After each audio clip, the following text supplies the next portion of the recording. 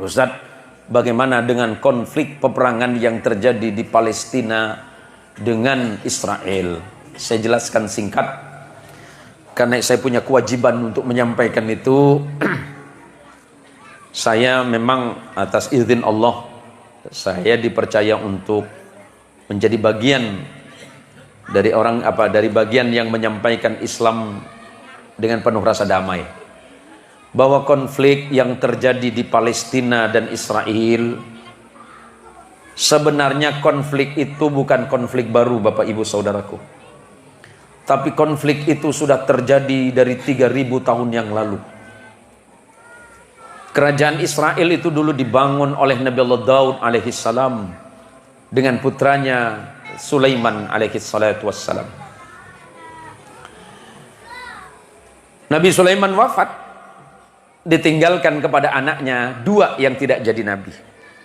Putranya Sulaiman alaihissalatu wassalam 2 tapi tidak jadi nabi. Namanya Yarub'am dan Yarub'im. Maka kerajaan itu pecah antara utara dan selatan. Setelah itu terjadi pertikaian yang tidak pernah berhenti di tanah ini. Tanah Israel itu bisa bermakna banyak. Israel itu terambil dari kata Yerusalayim. Ada yang mengatakan Yerushalayim. Ada yang mengatakan Israel itu sebagai Sarlil.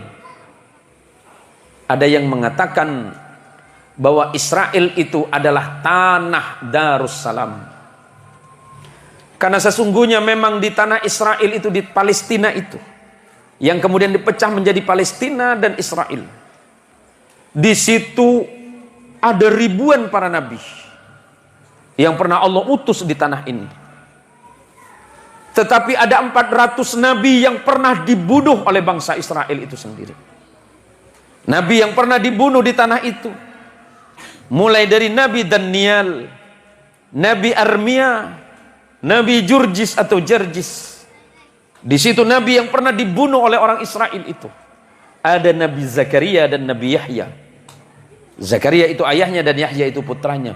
Itu nabi yang dibunuh oleh bangsa Israel.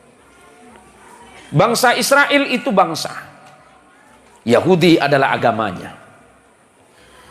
Di tanah Israel yang kemudian di belakang hari didirikan tahun 1948. Tapi tanah Israel itu hasil aneksasi atau rampasan dari warga Palestina. Saya jelaskan ini biar jelas. Awal mulanya orang Israel itu cuma datang. Kapan mereka datang? Datang diselamatkan oleh Nabi Allah Musa alaihi salatu wassalam dari kejaran Fir'aun, kemudian dibawa ke tanah ini. Penduduk aslinya sebenarnya adalah orang Filistin atau Palestina atau Filistin. Orang Filistin atau Palestina berbangsa Arab. Israel, ya suku, itu suku Israel. Agamanya Yahudi. Sedangkan di Palestina, Arab yang mayoritas Islam setelah datangnya Islam kemudian. Apa yang diperebutkan oleh mereka? Saya jelaskan tadi. Di situ ada lahir ada ribuan nabi. Di situ turun 3 kitab suci. Ada Taurat yang turun di Palestina itu, di tanah ini. Zabur turun di situ, Injil turun di situ. Dan nanti di akhir zaman, karena Nabi Isa lahir di situ, Nabi Isa nanti akan datang di akhir zaman di tanah itu untuk memerangi Dajjal, dan Dajjal mati di tempat itu. Ketika berperang yang dipimpin oleh Imam Mahdi bersama Isa alaihi salatu wassalam. Tanah ini memiliki posisi yang sangat penting di tangan umat Islam. Pertama, Nabi kita Muhammad SAW dalam peristiwa Isra dari Makkatul Mukarramah ke Masjidil Aqsa. Masjidil Aqsa ada di tempat ini, di Palestina. Dan dari Masjidil Aqsa ini Nabi Mi'raj ke langit pertama hingga ke-7, hingga ke Sidrah dan Mustawa. Di situ posisi pentingnya. Kedua, yang berikutnya, Masjid yang pertama kali dibangun di atas dunia ini, kata Nabi, adalah Masjidil Haram. Setelah itu kemudian dibangun di Palestina yang bernama Al-Aqsa hari ini. Jaraknya 40 tahun. Berikutnya, setelah perintah salat itu turun kepada Nabi kita Muhammad SAW, umat Islam salat dan kiblat pertamanya menghadap ke Al-Aqsa di Palestina. 16 bulan lamanya umat Islam salat menghadap ke sana. Maka kalau Anda pernah salat di satu masjid di Tanah Makkah namanya Masjid Qiblatain, Masjid dua kiblat. Karena di masjid ini Rasulullah salat menghadap ke Baitul Maqdis, Palestina, tapi setelah itu turun perintah Allah, fawalli wajhaka satral Masjidil Haram, maka hadapkanlah wajahmu ya Muhammad ke arah Masjidil Haram. Maka masjid ini sekarang dikenal dengan Masjid Qiblatain atau Masjid dua kiblat.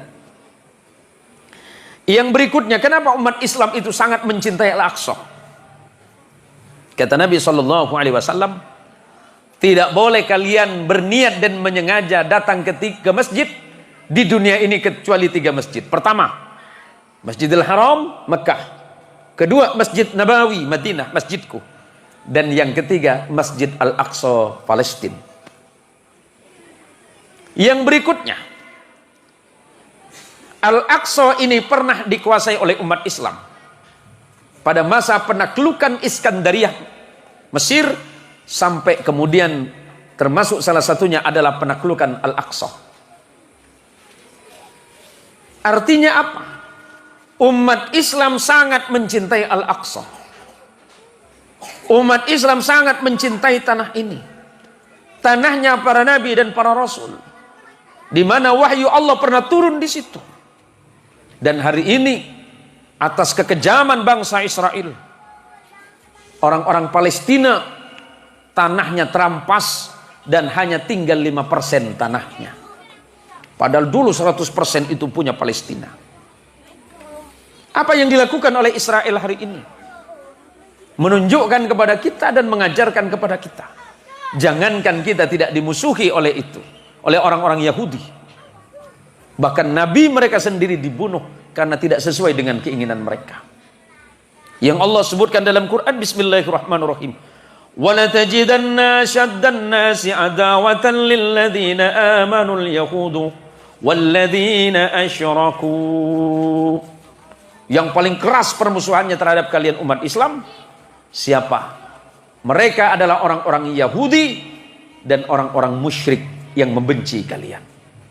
Bagaimana sikap umat Islam di Indonesia? Pertama, mari kita doakan kepada Allah, mudah-mudahan saudara-saudara kita yang di Palestina, di tanah suci ini, yang wafat dalam keadaan perang, wafat di dalam keadaan syahid di jalan Allah Subhanahu wa taala. Dan persoalan ini bisa diselesaikan dengan secepatnya. Dan semoga bangsa ini bisa terbebas dari penjajahan. Kita umat Islam hanya berharap kepada Allah, Allah memberikan pertolongan untuk saudara kita. Lantas, apakah di Palestina itu Islam semua, Ustadz? Ini yang perlu saya jelaskan sebagai penutup. Mayoritas penduduk Palestina itu Muslim. Di tempat ini lahir ulama kita, lahir imam besar kita, yang bernama Imam Muhammad bin Idris Asy-Syafi'i, yang kita kenal dengan Imam Syafi'i, karena secara fikih kita berfikih madhab Syafi'i. Lahirnya di kota Gaza, yang hari ini tengah berperang. Di sebelah sananya ada satu kota namanya Ashkelon. Di dalam bahasa Arab disebut dengan Asqalan. Di situ lahir imam besar ilmu hadis, namanya Imam Ibnu Hajar Al-Asqalani, yang menulis kitab syarah Fathul Bari, syarah kitab Sahih Bukhari.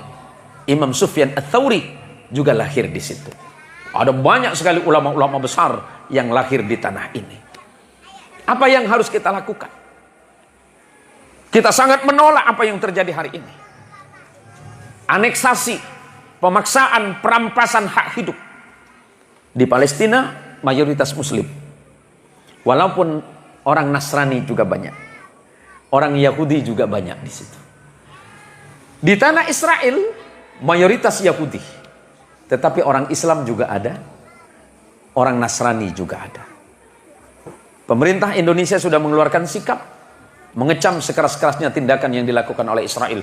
Dan tentu kita umat Islam mendoakan kepada Allah, mudah-mudahan Allah membebaskan Al-Quds, tanah suci, tanah sucinya para nabi, tanah yang pernah didatangi oleh Nabi kita Muhammad SAW dalam peristiwa Mi'raj. Dan di tanah inilah perjanjian akhir zaman, pengadilan akhir zaman akan terjadi ketika Imam Mahdi dan Nabi Allah Isa akan turun di tempat yang mulia ini.